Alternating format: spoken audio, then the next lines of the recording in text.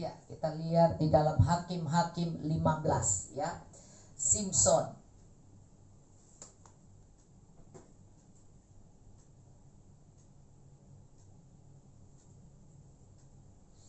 Mari kita baca cerita ini, dan cerita ini sangat-sangat indah kalau Anda melihat bahwa Tuhan menolong Simson yang berasa sudah mau mati ya.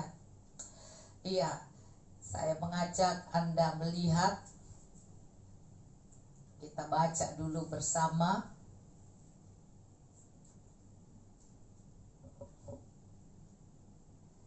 Saya sedang membaca satu pasal supaya semua tanpa sadar kita sedang membaca firman. Jadi 1, 2, 3, Simson melawan orang Filistin. Beberapa waktu kemudian, dalam musim menuai gandum, pergilah Simson mengunjungi istrinya dengan membawa seekor anak kambing serta berkata, "Aku mau ke kamar mendapatkan istriku." Tetapi ayah perempuan itu tidak membiarkan dia masuk. Kata ayah perempuan itu, "Aku telah menyangka bahwa engkau benci sama sekali kepadanya, sebab itu aku memberikannya kepada kawanmu. Bukankah adiknya lebih cantik daripadanya? Baiklah, kau ambil itu bagimu sebagai gantinya." Jadi mertuanya main-main, iya, kasih istrinya kepada orang lain. Jadi Simson marah ya. Lalu kata Simson kepadanya, "Sekali ini aku tidak bersalah terhadap orang Filistin. Apabila aku mendatangkan celaka pada mereka, maka pergilah Simson, ditangkapnya 300 anjing hutan." Dahsyat ya saudara.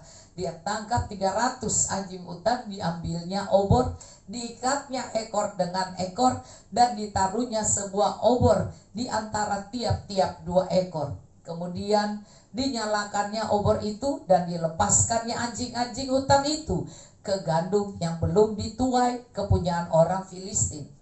Sehingga terbakarlah tumpukan-tumpukan gandum dan gandum yang belum dituai dan kebun-kebun pohon zaitun. Berkatalah orang Filistin, "Siapakah yang melakukan ini?" Orang menjawab, "Simson, menantu orang Timna itu. Sebab orang itu telah mengambil istri Simson dan memberikannya kepada kawannya." Kemudian pergilah orang Filistin itu ke sana dan membakar perempuan itu beserta ayahnya. Lalu berkatalah Simson kepada mereka, "Jika kamu berbuat demikian, sesungguhnya aku takkan berhenti sebelum aku membalaskannya kepada kamu." Dan dengan pukulan yang hebat ia meremukkan tulang-tulang mereka. Lalu pergilah dan tinggallah dalam gua di bukit batu Etam. Lalu majulah orang Filistin dan berkemah di daerah Yehuda serta memancar ke Lehi. Berkatalah orang-orang Yehuda, "Mengapa kamu maju menyerang kami?" Lalu jawab mereka, "Kami maju untuk mengikat Simson dan memperlakukan dia seperti dia memperlakukan kami." Ayat 11. Kemudian turunlah 3.000 orang dari suku Yehuda ke gua di gunung batu Etam dan berkata kepada Simson, "Tidakkah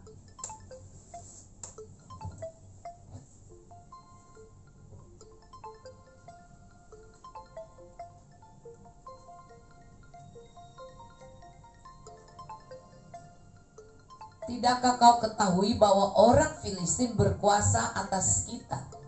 Apakah juga yang telah kau perbuat terhadap kami?" Tapi jawabnya kepada mereka, "Seperti mereka memperlakukan aku, demikianlah aku memperlakukan mereka."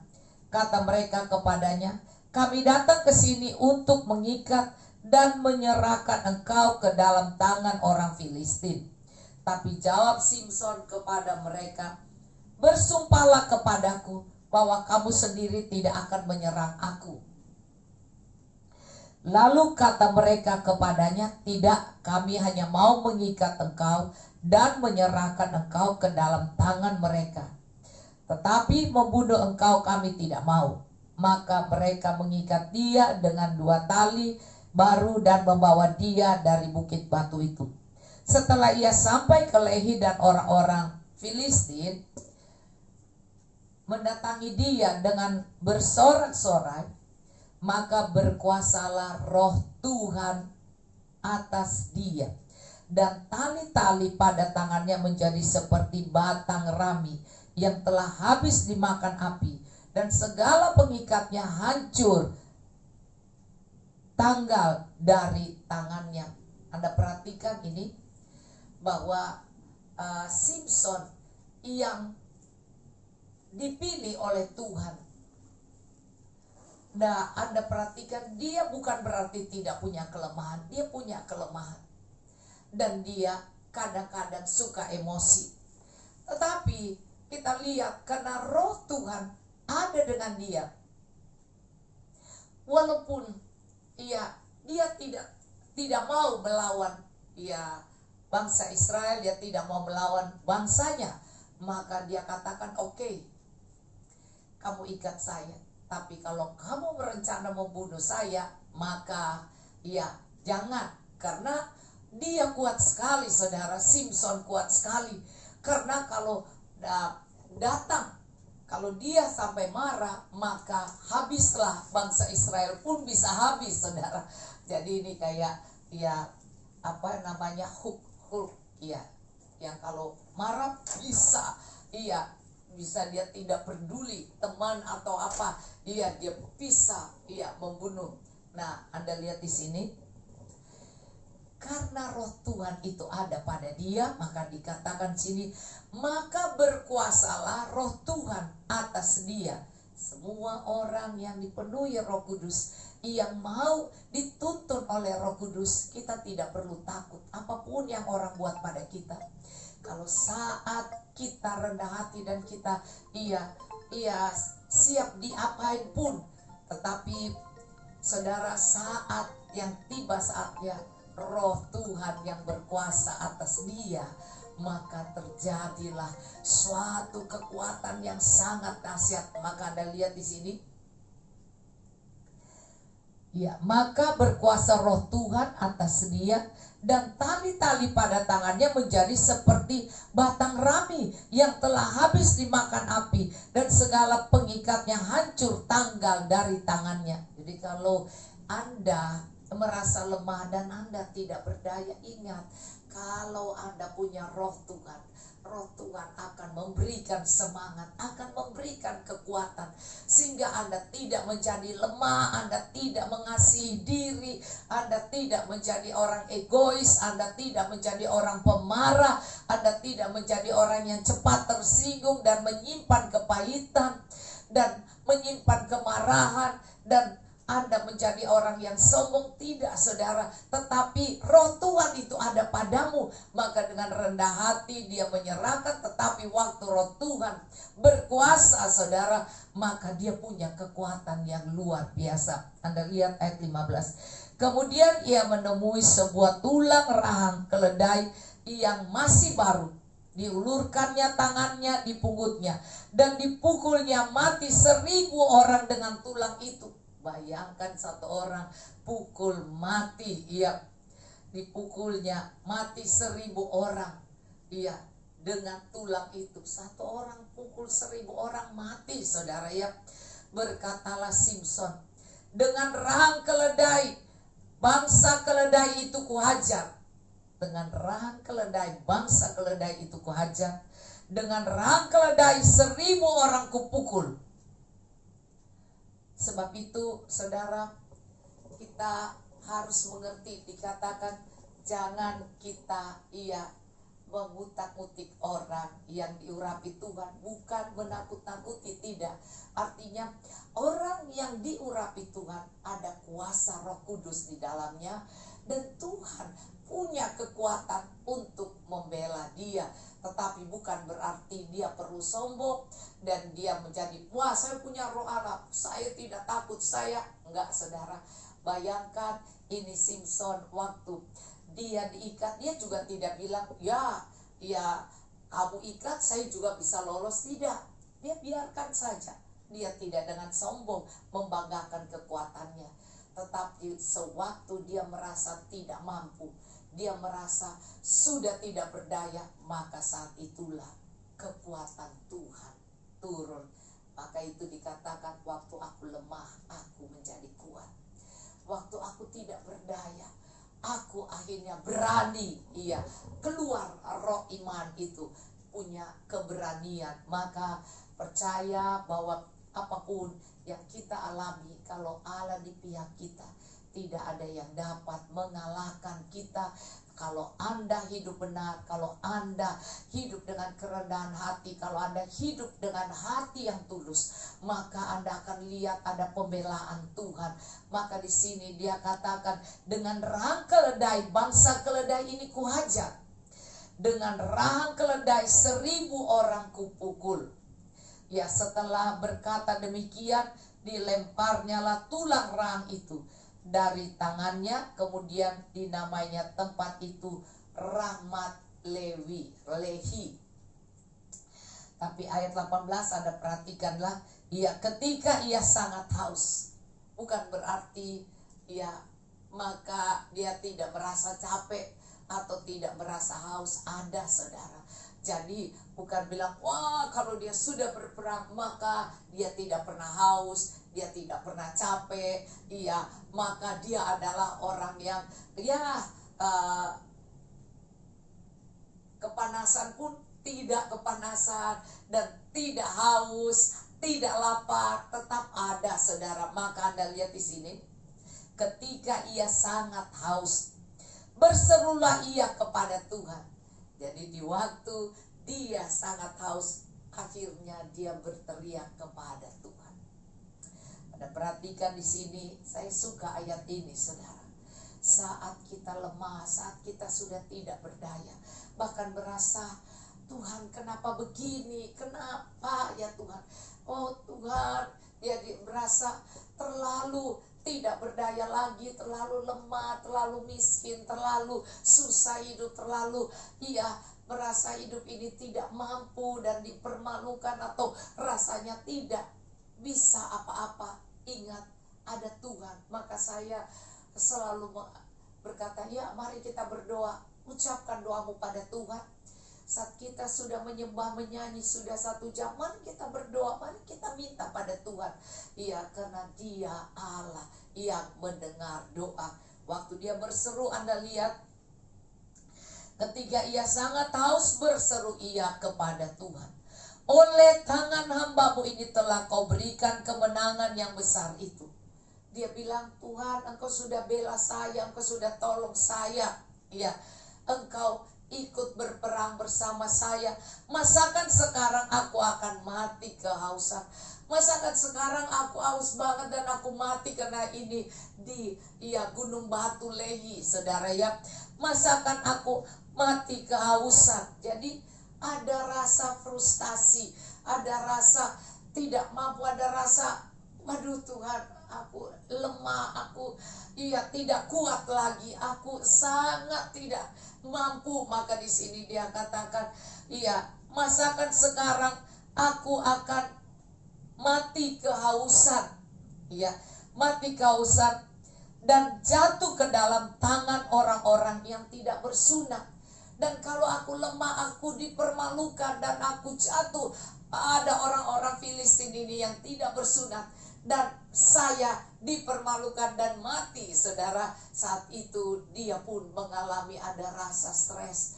Manusia tidak sempurna, saudara. Walaupun roh Tuhan berkuasa atas dia, tapi dia tetap ada haus, ada lapar, saudara. Ada kepengennya sesuatu, tentu ada, saudara. Jadi Anda lihat di sini, kemudian Allah membelah liang batu di Lehi itu. Kemudian Tuhan sendiri yang belah. Tuhan sendiri yang mengeluarkan air dari gunung batu, dari batu Lehi itu. Saudara, dahsyat banget kalau dikatakan Tuhan mengutus orang menolong dia, memberikan minum. atau Tuhan memberikan dia tenaga untuk pukul batu itu dan batu itu keluar air. Tetapi ini dikatakan Tuhan. Saya baca lagi pada Anda ya. Dan Anda lihat di sini, kemudian Allah, ayat 19, kemudian Allah membelah liang batu yang dilehi itu. Tuhan sendiri, saudara. Apakah Simpson ini spesial? Saudara, Anda dan Simpson seperti Tuhan katakan, Elia adalah manusia biasa. Tapi Elia sudah bersungguh-sungguh berdoa dan Tuhan mendengar doa. Waktu Elia bersungguh-sungguh berdoa, tutup langit. 3,5 tahun tutup langit. Dan waktu dia bersungguh-sungguh lagi berdoa supaya langit terbuka, 3 tahun, maka terbukalah langit, turun hujan. Maka saudara, saya percaya saat kita mengalami sangat down, sangat stres, sangat tidak berdaya dan tidak ada jalan keluar, maka mari yang perlu Anda lakukan adalah berseru pada Tuhan. Ucapkan pada Tuhan, Tuhan, saya lemah, saya sedih, saya capek dalam hidup ini. Tuhan, saya pun melayani, tapi kenapa saya mengalami seperti ini? Tuhan, ampuni saya kalau saya mengeluh, kalau saya berbicara yang tidak baik, kalau saya merasa tertekan, kalau saya merasa sepertinya aku tidak kuat lagi, seperti yang dirasakan oleh Simpson ini. Dia berasa mau mati karena kehausan. Kalau kita haus saudara, ini bisa rasa-rasa seperti mau mati. Tuhan Yesus saja minta waktu dia haus, dia minta minum pada wanita Samaria. Nah, di sumur Yakub itu. Nah, saudara, Anda lihat di sini, maka dia mengucapkan dengan sederhana, dengan keterbukaan, tidak muluk-muluk dan tidak bertele-tele, tetapi dia sungguh-sungguh berkata, aku sudah capek Tuhan, aku sudah berperang menghancurkan musuh-musuh ini, dan kemudian saya haus, masa saya akan mati, masa saya akan dipermalukan, karena saya sudah melawan musuh-musuh Tuhan, orang-orang Filistin itu. Nah, saudara, ingat waktu dia diikat, dia diam, dia biarkan saja. Tetapi waktu Roh Allah berkuasa atas dia, maka matilah 1.000 orang di tangan dia. Saudara, betapa dahsyatnya Roh Allah itu. Maka sebab itu, biar kita selalu berhubungan intim dengan Roh Kudus. Jaga hati kita, jaga dengan kerendahan hati, jaga hati kita dengan baik, supaya kita tidak menjadi sesuatu yang sepertinya Tuhan bilang, ngapain gue mau tolong kamu? Nah, saudara, sebenarnya sepertinya ngapain kamu tuh cepat egois, cepat marah, cepat apa? Kamu melakukan hal-hal yang gak enak. Tapi Simpson bilang, kali ini aku tidak bersalah karena itu istriku, kenapa dikasih ke orang lain? Dan kemudian dia mulai melakukan, tapi ingat, Roh Allah ada padanya. Dia tahu, waktu dia tahu perbuatannya membuat dampak pada bangsa Israel, karena Filistin menjajah bangsa Israel, maka dia izinkan, dengan rendah hati dia diikat. Tapi tetap Allah ada melihat, dan Allah kita adalah Allah yang adil dan membela, saudara. Maka di sini kalau saya melihat, saya melihat di sini bahwa saat dia haus, dan saat Anda kepengen sesuatu dan Anda rasanya sangat tertekan, dan Anda berasa, Tuhan, aku tidak mampu lagi, aku tidak sanggup. Nah, saudara, di masa ini banyak ketidakmampuan kita. Mari Anda cerita pada Tuhan, tapi tidak perlu Anda berpura-pura. Anda ucapkan dengan benar, Anda ucapkan sebuah dengan terbuka kepada Tuhan, isi hatimu dan ceritakan dan minta pengampunan dan minta belas kasihan Tuhan. Maka Tuhan sendiri yang turun membelah batu di Lewi itu dan mengeluarkan air. Anda lihat. Kemudian Allah membelah liang batu yang di Lehi itu, dan keluarlah air dari situ. Ia minum, lalu menjadi kuat. Dia minum, akhirnya dia menjadi kuat, saudara. Wah, luar biasa. Tuhan sendiri, percaya saudara, Tuhan sendiri akan membela kita. Tuhan sendiri akan menolong kita. Tuhan sendiri akan memberkati kita. Tuhan sendiri yang akan menyatakan pertolongan dan menjawab doa kebutuhan Anda. Dan di sini kita lihat ya, waktu dia minum air, karena doanya dijawab, maka air itu keluar. Maka apa yang dialami, dia mengalami kesegaran. Maka di sini dikatakan lalu menjadi kuat dan segar kembali.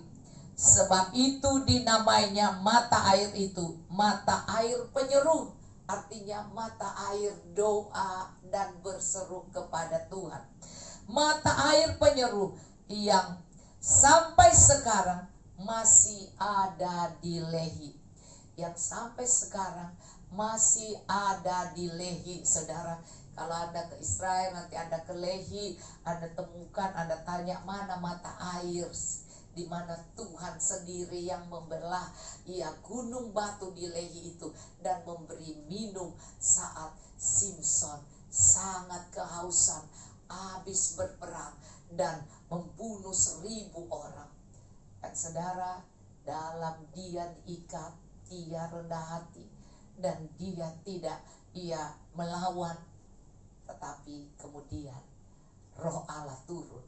Maka waktu Roh Allah turun, terjadilah kekuatan yang luar biasa, dan kemudian dia bisa membunuh 1000. Dan kemudian dia merasa haus. Jadi waktu saya dibilang gini sama teman, Dora, doain dong suami kamu. Masa kamu ini? Terus saya bilang, iyalah didoain, masa nggak didoain? Ya saudara. Terus saya bilang, didoain lah. Tapi kan kalau dia harus melalui dokter, ya Tuhan juga pakai. Saya bilang gitu, Tuhan juga pakai dokternya. Dia ketawa. Terus saya bilang, nah Yeremia juga, ia mendengar suara Tuhan dan mengucapkan apa yang Tuhan suruhkan. Dia ditangkap, dimasukin ke sumur yang penuh lumpur dan hampir mati. Tapi Tuhan, karena Yeremia berseru, kalau Anda baca maka Tuhan menggerakkan orang untuk bilang kepada raja. Dan kemudian raja menyuruh angkat. Dan saya bilang, wah, Yeremia juga ia mendapat suara Tuhan juga mengalami. Jadi no problema. Saya bilang, kan kita harus melewati hidup ini.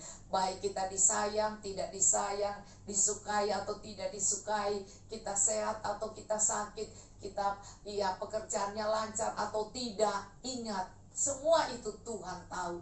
Dan Tuhan sudah merencanakan, karena dikatakan Mazmur 56 bahwa sengsaraku engkau yang menghitung, air mataku kau taruh dalam kirbatmu, bukankah semuanya telah kau daftarkan? Artinya semua kesusahan ini pasti ada rencana yang dahsyat, yang mulia, yang lebih baik dari yang Anda pikirkan. Tuhan membuat Ayub 2 kali lebih diberkati, saudara. Dan kalau Anda lihat semuanya, bahwa semua orang-orang yang benar tapi mengalami kesusahan, tapi Tuhan mengizinkan itu terjadi, maka semuanya akan berakhir dengan suatu yang indah. Saya melihat waktu Sadrak, Mesak, Abednego juga dimasukin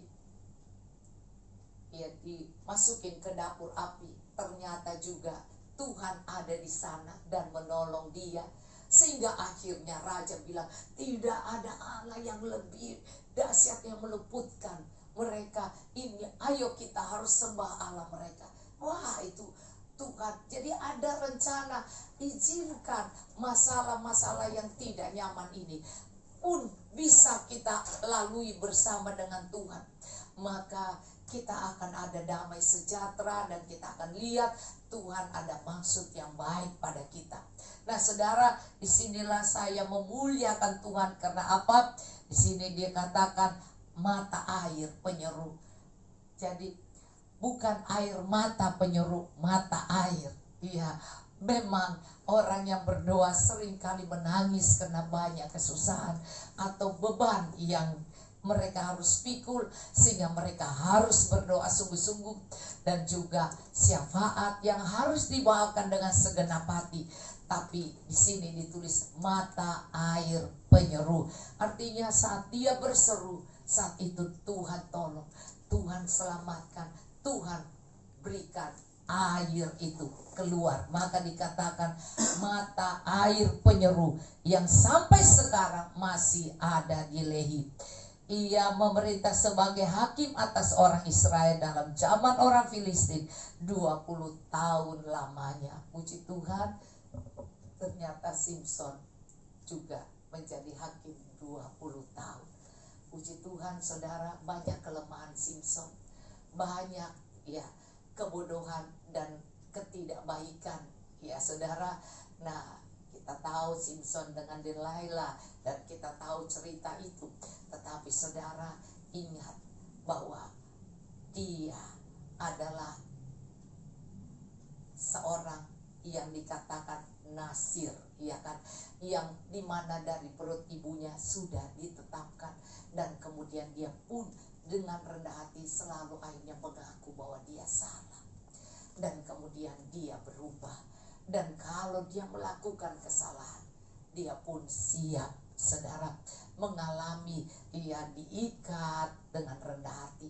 Hari ini saya hanya ingin ingatkan saudara bahwa dalam masa apapun kita bisa mengalami hal yang tidak nyaman, tetapi pelihara hubungan kita dengan Roh Kudus, sehingga waktu hubungan kita dengan Roh Kudus indah, kita terikat, tapi saat itu Tuhan bebaskan ikatan itu, dan kemudian Tuhan pakai kita.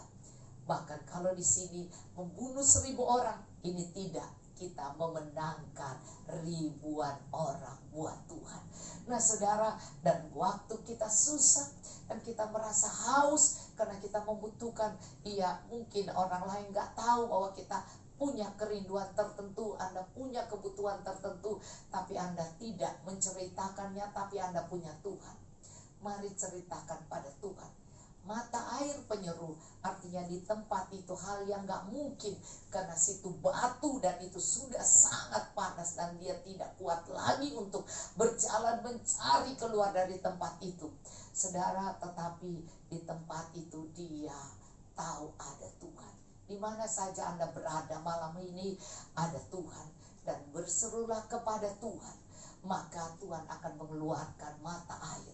Alkitab Yohanes katakan, kalau kau berseru datang dan minum, maka di dalam hatimu, di dalam akan mengalir aliran sungai.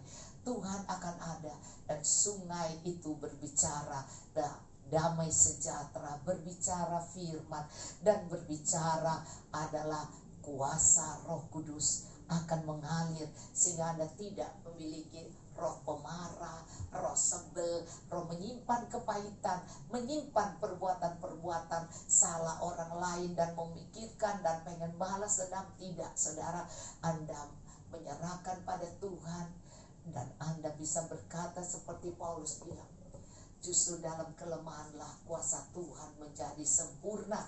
Nah, saya suka mengakhiri dengan membaca ini saudara. 2 Korintus 12, justru dalam kelemahanlah kuasa Tuhan menjadi sempurna.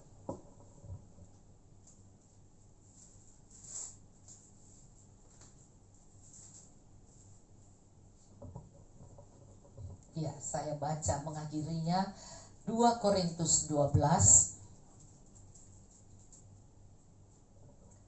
Saya baca dari ayat 1. Aku harus bermegah sekalipun memang hal itu tidak ada faedahnya.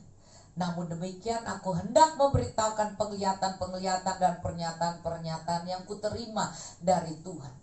Aku tahu tentang seorang Kristen 14 tahun yang lampau. Entah dalam tubuh aku tidak tahu, entah di luar tubuh aku tidak tahu. Allah yang mengetahuinya. Orang itu tiba-tiba diangkat ke tingkat yang ketiga dari surga.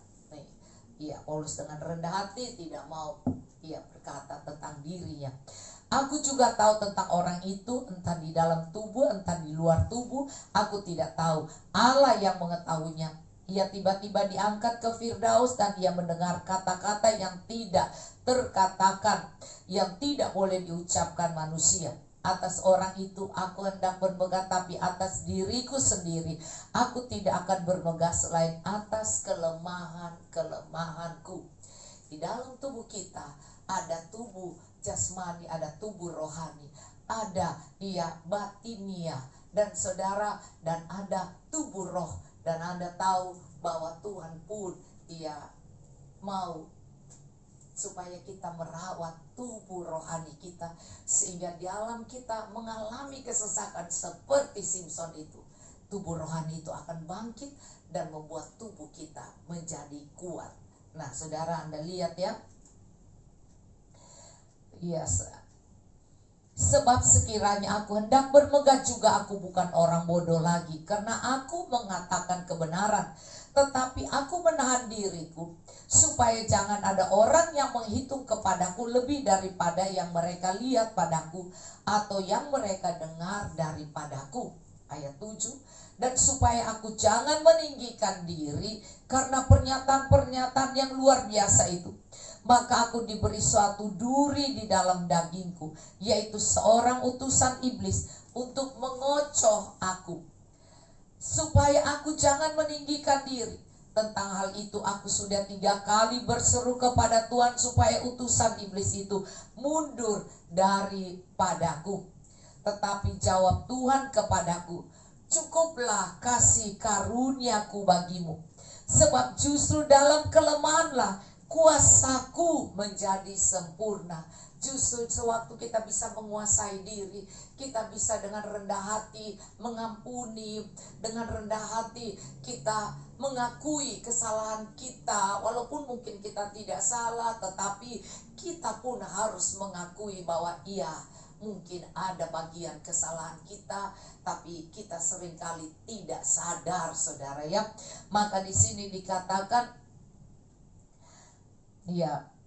dikatakan bahwa tetapi jawab Tuhan kepadaku, cukuplah kasih karuniaku bagimu, sebab justru dalam kelemahan kuasaku menjadi sempurna. Ingat perkataan Tuhan ini. Jadi dia berseru 3 kali pada Tuhan, Tuhan seperti nggak jawab. Padahal sebenarnya Tuhan jawab. Karena Tuhan tidak jawab apa yang dia mau, tetapi Tuhan bukakan pengertiannya. Bahwa justru dikatakan di sini, sebenarnya cukup kasih karuniaku bagimu.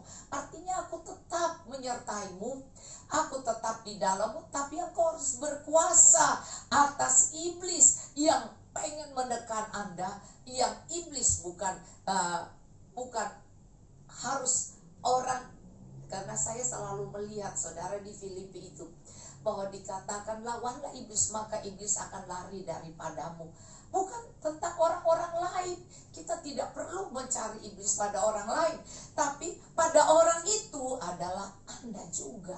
Karena seringkali di kita seperti Roma 7 bilang, Paulus bilang, aku ingin melakukan yang baik, tapi yang jahat itu selalu yang kulakukan. Sehingga seringkali orang membenarkan diri, bela diri, padahal salah, saudara ya. Padahal memang tidak benar. Nah, saudara, mari kita belajar untuk mengusir roh kesombongan, untuk mengusir roh yang marah, untuk mengusir roh yang tidak baik di dalam kita ini.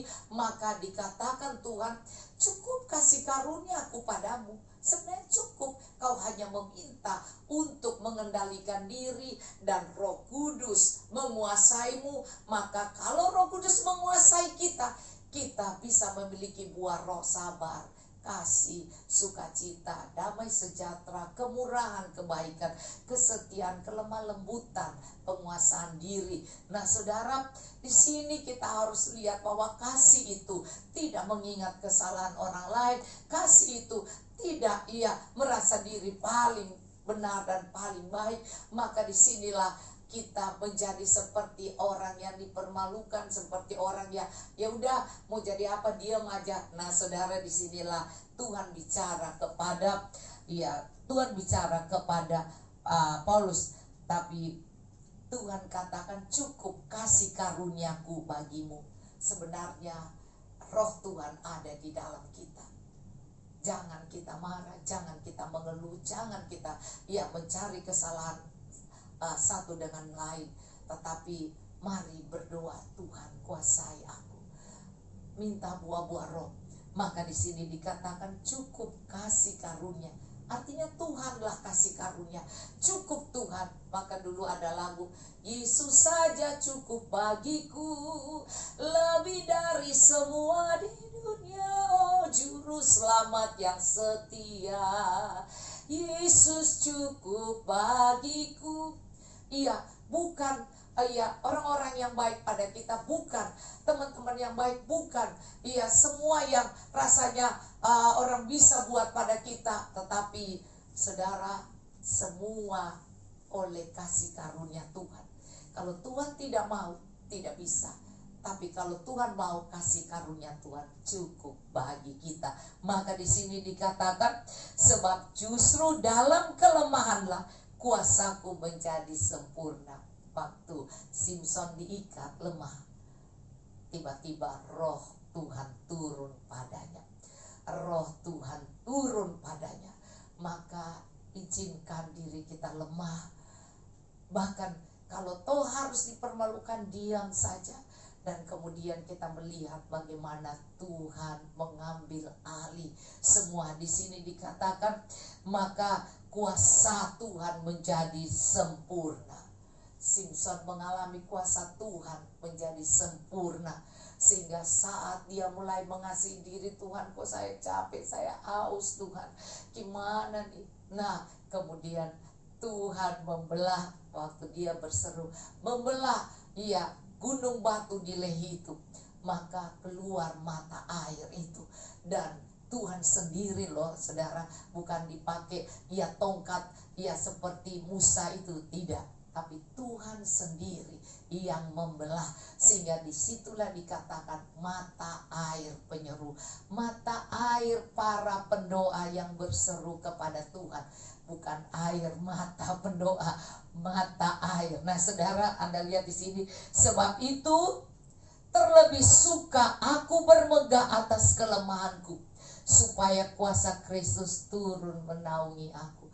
Terlebih suka aku bermegah atas kelemahanku. Bukan dengan sombong bilang ya udah saya mah diam-diam aja atau enggak, tapi Anda dia benar-benar diam, itulah bermegah atas kelemahan. Ngikut saja dikatakannya, supaya kuasa Kristus turun menaungi aku. Karena itu aku senang. Lihat, akhirnya dia mengalami kelepasan. Aku senang, aku rela. Jadi tidak lagi mempersoalkan hal-hal keributan, hal-hal yang tidak baik. Aku senang, aku rela. Rela dihina, rela menjadi orang-orang yang tidak disayang, tidak disukai, karena kita mengikuti Yesus. Dikatakan di dalam firman Tuhan, berbahagialah orang yang dibenci karena Kristus. Orang yang mengalami kesusahan karena kita mengikut Kristus. Karena kita mengikut Kristus bukan berarti kita teriak Yesus, tidak. Artinya kita memiliki karakter yang bisa kuasai diri, bisa dilihat orang tidak berbantah. Kalau apalagi kalau kita salah, ya udah lebih diam lagi. Kalau kita benar, kita pun diam. Saudara, karena ada Tuhan yang akan membela kita. Maka inilah yang dikatakan lemah. Jadi walaupun kita benar, kita diam. Walaupun kita kalau kita salah pun lebih lagi harus diam. Nah saudara, maka di sini dikatakan karena itu aku senang dan rela. Artinya tetap bersukacita, tetap memiliki roh yang rela, diapain pun rela. Dikatakan di dalam kelemahan, di dalam siksaan, di dalam kesukaran, di dalam penganiayaan dan kesesakan.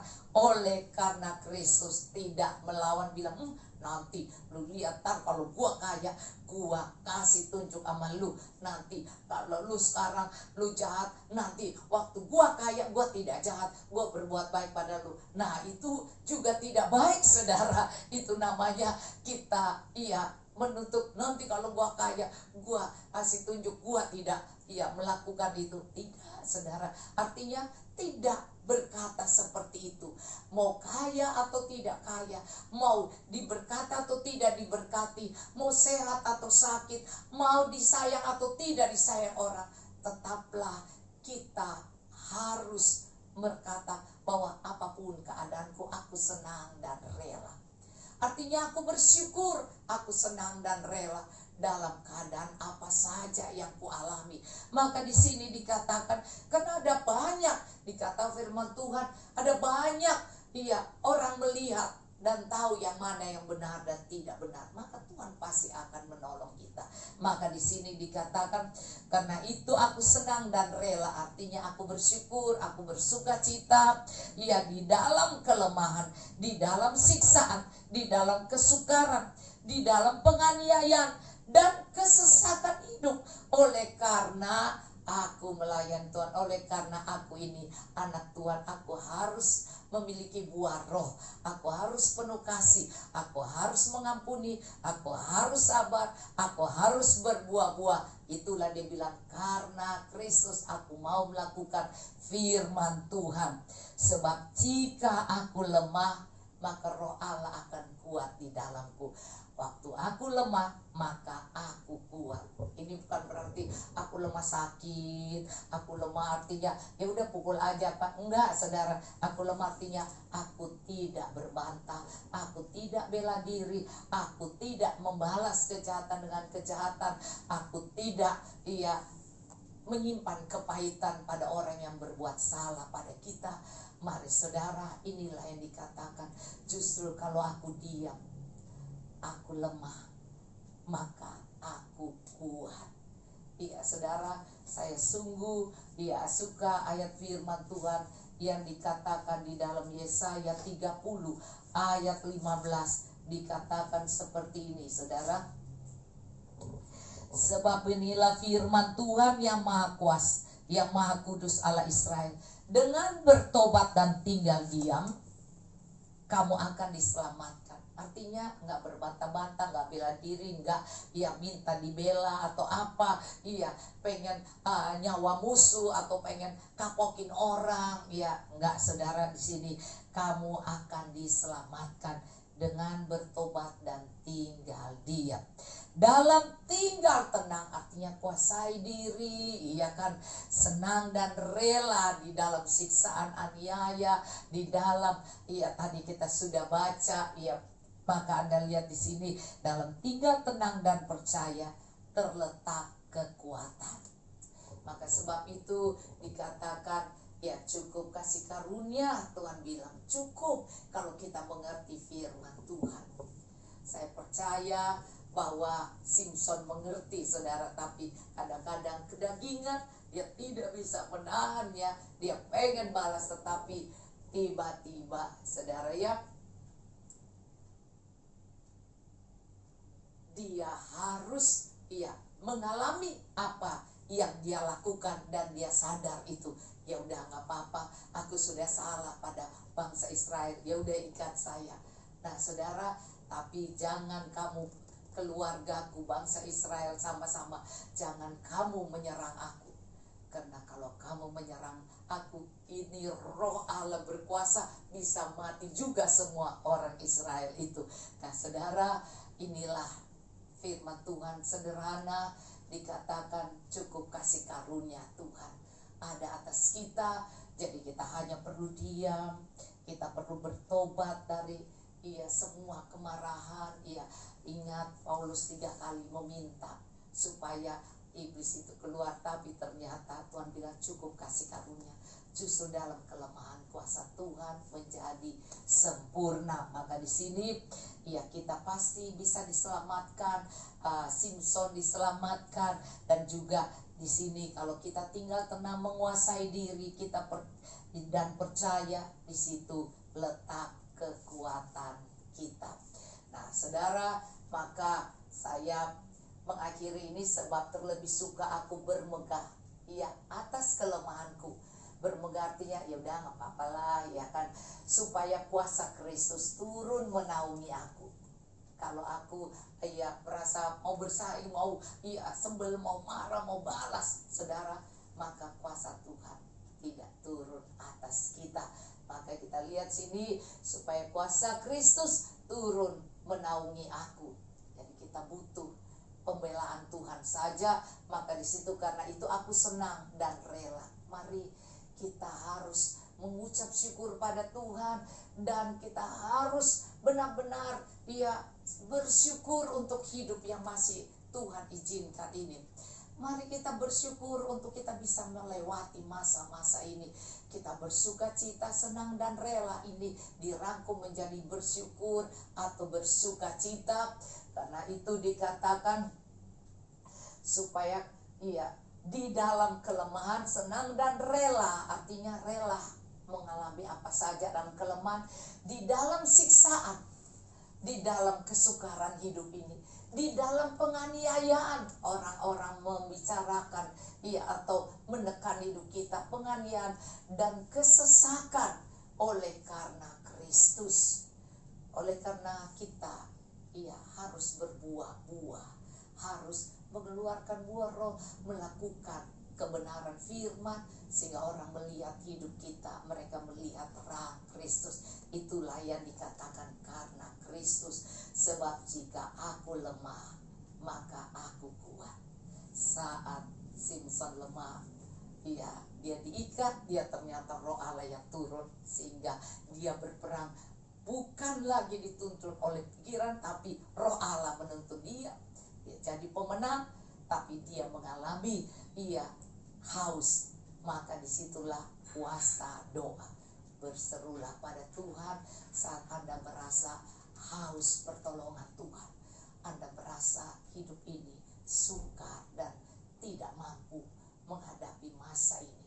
Mari yang sakit berdoa, yang lemah berdoa, yang butuh pekerjaan berdoa, yang butuh untuk Tuhan pulihkan keluarganya berdoa, untuk Tuhan pulihkan usahanya berdoa, untuk Tuhan topang semua usaha dan pekerjaannya, untuk bayar utang, bayar pegawai apa untuk pelayanannya apa saja. Mari berdoa. Ingat, kalau sudah waktu Tuhan, Tuhan pasti akan menjawab kita. Saat kita benar-benar menyerah dan tidak memakai kekuatan kita, tidak sombong, tidak egois, tidak pelit, dan tidak merasa diri paling hebat. Mari serahkan pada Tuhan, andalkan Tuhan. Tuhan akan menjawab doa Anda. Puji Tuhan. Mari Anda berseru kepada Tuhan, dan kita akhiri ibadah kita. Ingat, ada mata air penyeru di lehi. Tuhan sendiri yang membuat terobosan di batu yang tidak mungkin bisa keluar air, bisa ada air. Tuhan mau memberkatimu dengan hal-hal yang mustahil bagi manusia, tidak mustahil bagi